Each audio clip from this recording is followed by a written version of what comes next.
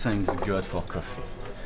I spent the whole night playing WoW again. Oh, come on. That's what, the third time this week?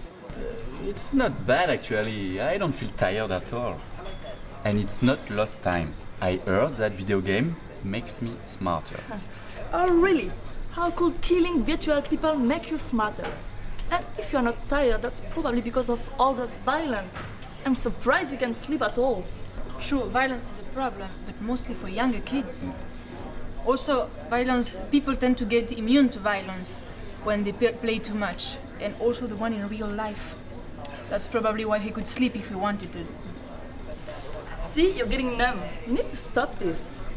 Stopping might be too extreme. Some Dutch researchers say that the newer video games provide young people with emotional and social experiences. It can also boost mental health and well-being. Aha! See? Video games do make me smarter. Look, I've just sent you the links if you want to know more. Really? So, how did you get so smart? It's all about being efficient. It makes no difference if you read 5 or 50 arguments in favor of video games if you don't know the other side. ObViz helped me get a balanced view on things and browse controversy. What's an ObViz? It's an artificial being with its own intelligence, a pet of sorts, only that it only gets smarter, not fatter or older. It knows the topics I'm interested in, what kind of arguments I like, and it helps me understand these topics by giving me other arguments, even in other domains, from friends or even knowledgeable people. So I can have an ObViz, and she can too? Sure, just go to ObViz.com, that's ObViz home. ObViz will help you understand and organize your ideas. You can also have debates on controversial ideas. Arguing with others online. Yeah, that seems productive. I'd rather play solitaire. It's not about arguing.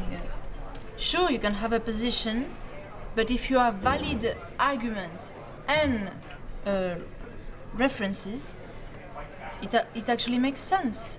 So I just log in, start reading and selecting the arguments I like. That seems easy enough. Yeah. ObViz will select the pros and cons arguments and articles. Wow, that's really nice. Got to get myself one of those ObViz. You guys are never going to fool me again. So how does ObViz do it? First, you read and you balance your knowledge. Then, you find the arguments that matter in what you read. And then you participate in debates and get to the bottom of things. The controversies are organized into subjects. For instance, in entertainment, you will find video games or illegal downloads or social networks. And in each controversy, you see titles which are either pro or against video games, and also the proportion of articles. In each controversy, you will find arguments that are used either pro or against video games. And you will also see the articles separated in two lists. For instance, are video games addictive, or the effects of violent video games are on the against side, whereas how video games are good for the brain are on the pro side. And ObViz also helps you read each article. For instance, when you want to talk about the effects on the brain, ObViz can give you the list of arguments that he found. You can also see the arguments extracted by the community.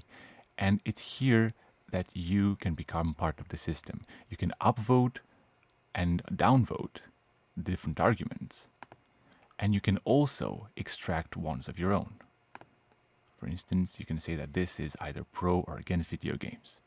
Then you can use these arguments in debates. You can either create a new discussion or join ones that already exist. For instance, you can see the arguments of people who are pro video games or against. And you can join and use your own arguments as part of your comments. This gives them weight. It gives you credibility.